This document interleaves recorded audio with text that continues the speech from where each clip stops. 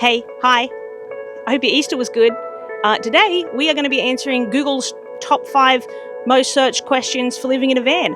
I think it's going to be great. Some of these I've answered in full videos already. Check out this thing, and in the description, I'm still going to answer them here. Don't go anywhere. Some of them are a bit weird.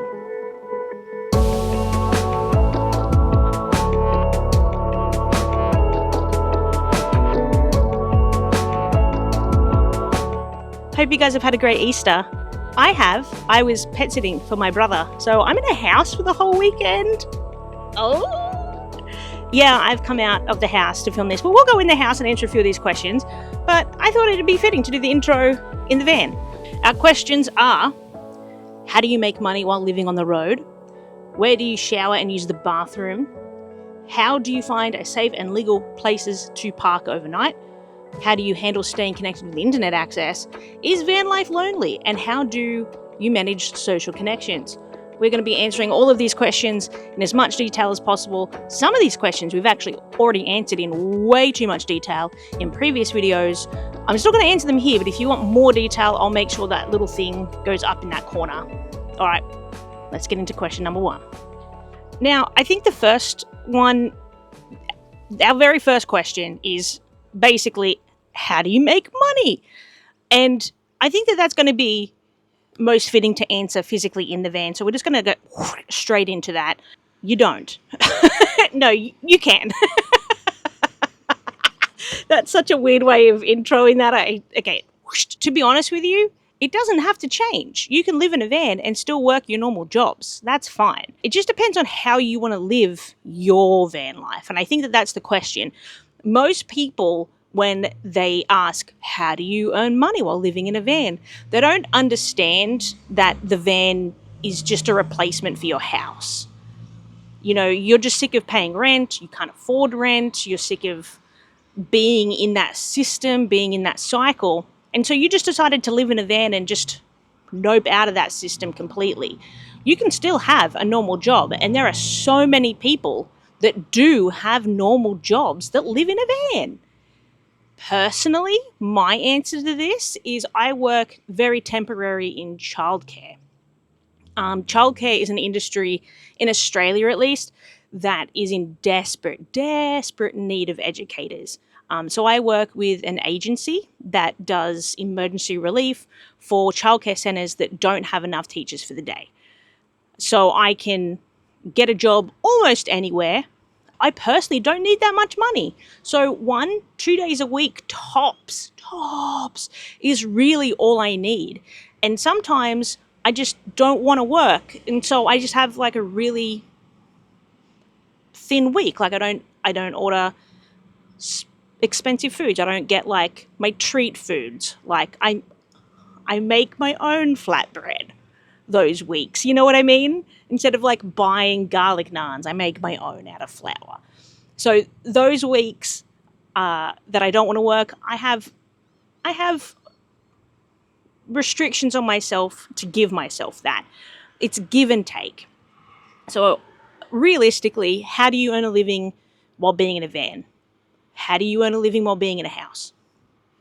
It's as simple as that.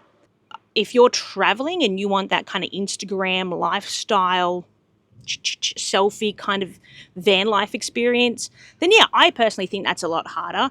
If you have programming skills, you're in, mate.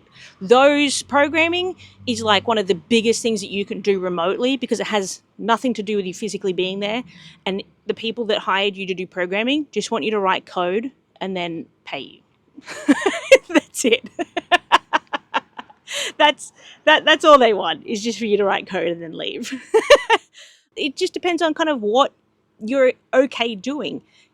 Cafe work, dish work, helping out at caravan parks, having your, I don't know what they call it in the States, but having a responsible service of alcohol, like being able to work in a bar. All of those things are things that you can do while temporarily working. They are enough. They're way more than enough for you to live in a van. They're enough for you to save money in a van. But you got to work because they're obviously lower paying jobs. And so you've got to put in the hours. Or do a skill set or do YouTube, become an Instagram. Like there's so many opportunities for you. If I find something on the street that I can on sell in like the trash or whatever, I pick that up. I sell that. You know what I mean? You get free stuff from Facebook. Every like little $20 to $50 that you can get helps, because your overheads are so small in a van. At least this is my situation. My overheads are so small in a van. That $50 means a lot. It means a hell of a lot. You can earn whatever you like. You can have whatever job you like in a van. It just determines whether or not you advertise that you're in a van or not. If you want to travel, you do in and out jobs. You do, as I said, dishes, working in caravan parks, working in bars, pubs, if you can cook, dishes, all of that sort of stuff. Those are the jobs that you pick up and take. And the second question on our list, which is also very appropriate for me to be in the van, is where do I shower and use the bathroom? Here, in the van. Oh, specifically? Oh, okay. Here. What I actually do, if you've ever heard me talk about a poor man's bath, this is what I mean. So we have a pot.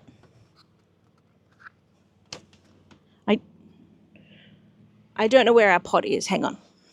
Okay, I really don't know where our pot is. Okay, pretend I have a pot. I take off the cooktop. I put a pot on the hot stove. I heat up some water, probably about like 1.5 liters of water, which is really not that much. I heat that up.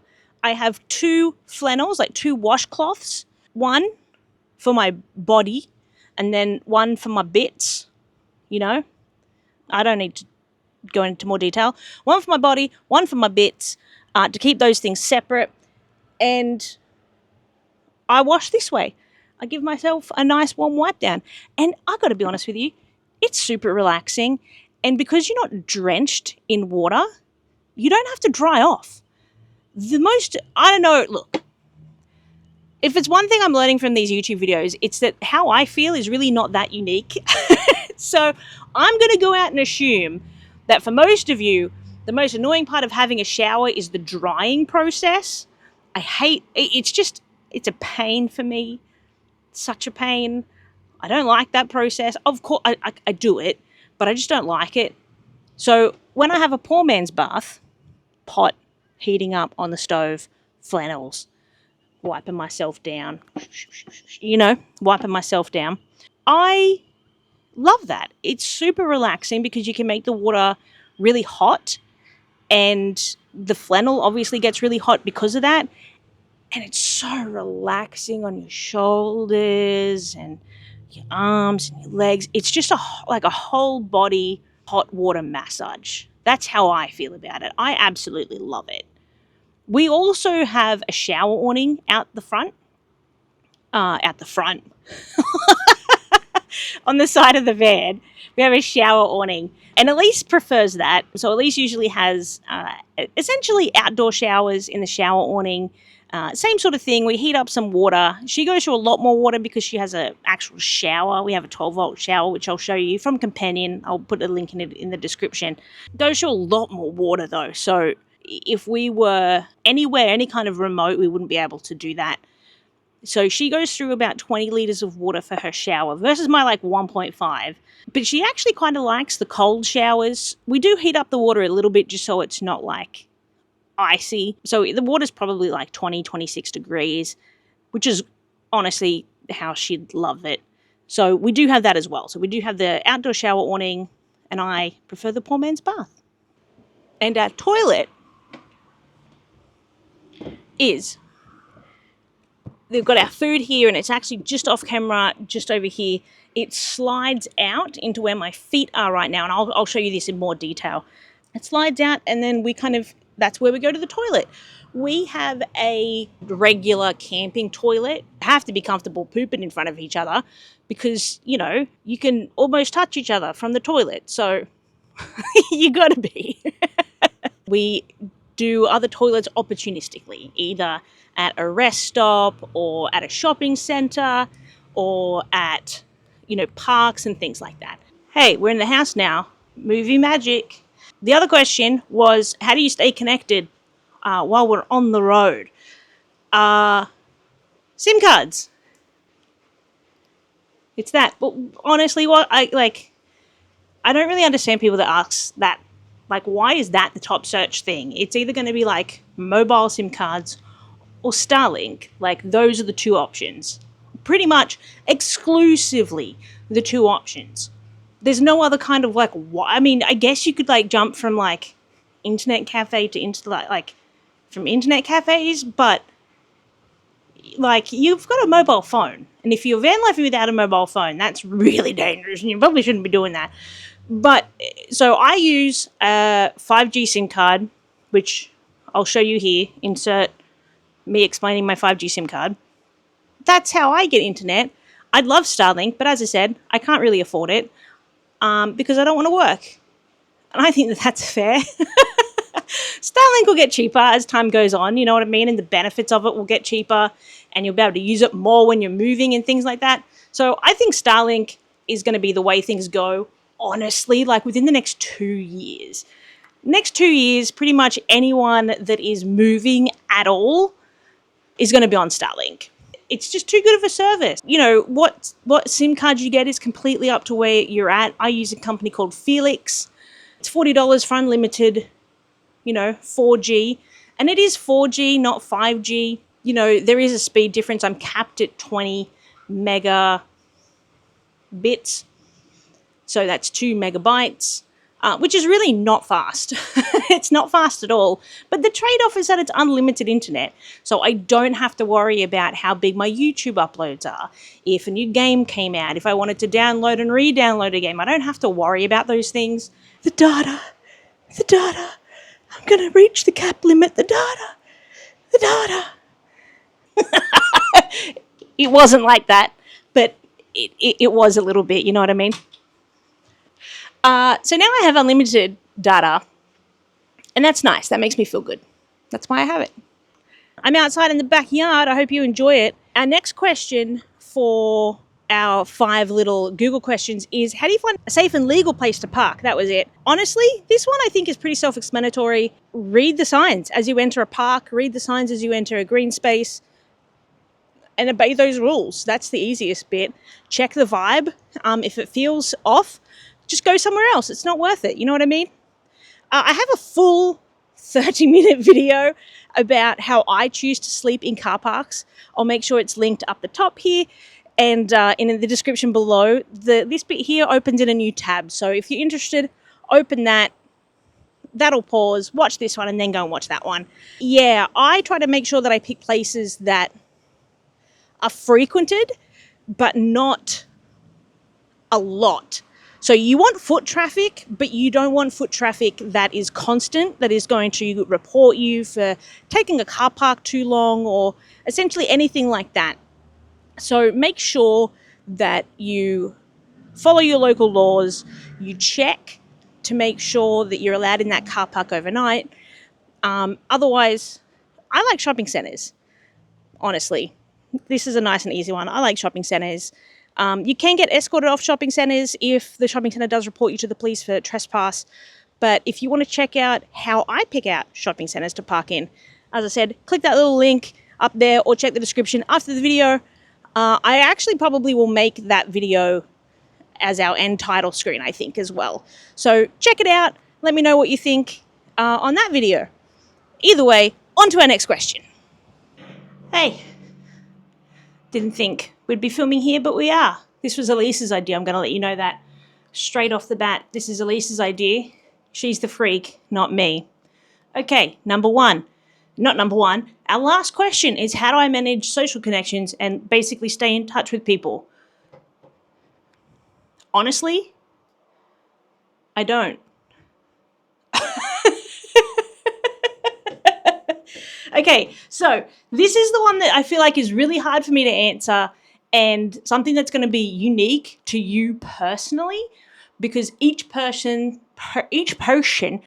I having a stroke right now? Each person has a different bar for what their social level and bar needs to be. My bar for social interaction is honestly pretty low. I don't need a lot of social interaction for that to be fulfilled, for that to be a happy place for me. A good story for this is I once went on a holiday to Japan, a place I absolutely love, and it took about 5 days of not talking to anybody for me to get into that mind space of not verbalizing things. I don't know if you guys have ever experienced loneliness like that, but it's a very odd feeling. You start to become really unenthused about things, and not because you're actually unenthused, but because there's no reason to express joy or excitement because no one is there to share it with, right? And that's a very weird thing to happen. So I would go to the places that I would love, that I've been to with Elise many, many times, and instead of being like, oh, wow, look, the giant Gundam in Odaiba's moving, wow, look at that, I'd just be like, because I had no reason to kind of vocalize it, and all of my feelings and internal emotions just muted and stayed inside.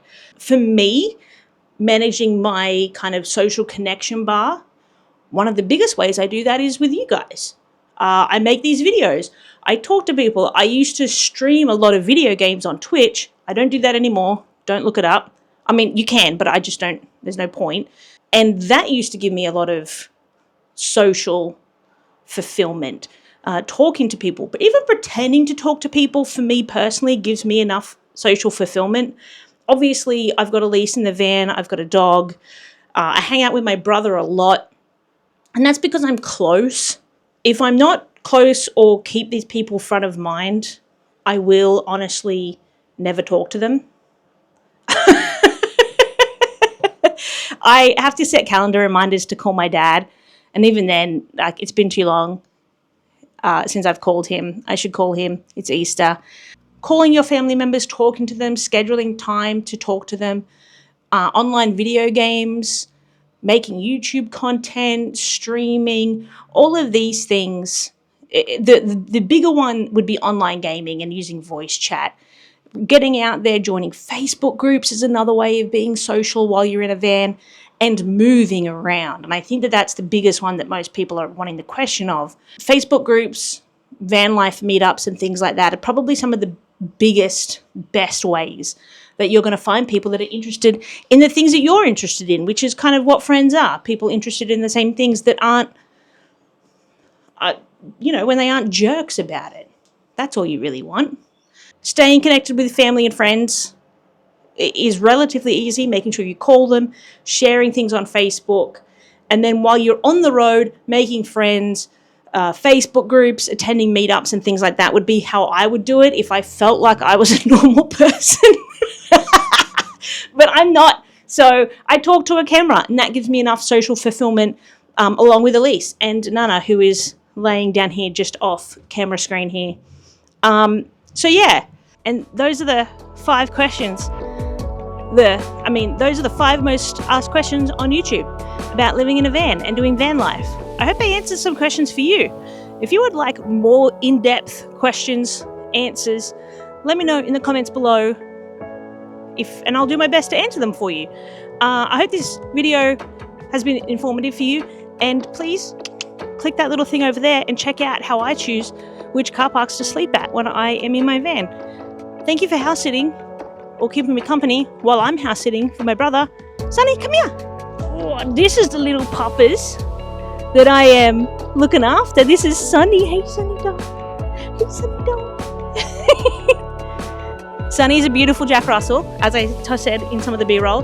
Thank you for watching today. I appreciate yous, and I'll see yous in another video. Okay, goodbye. Have a good time.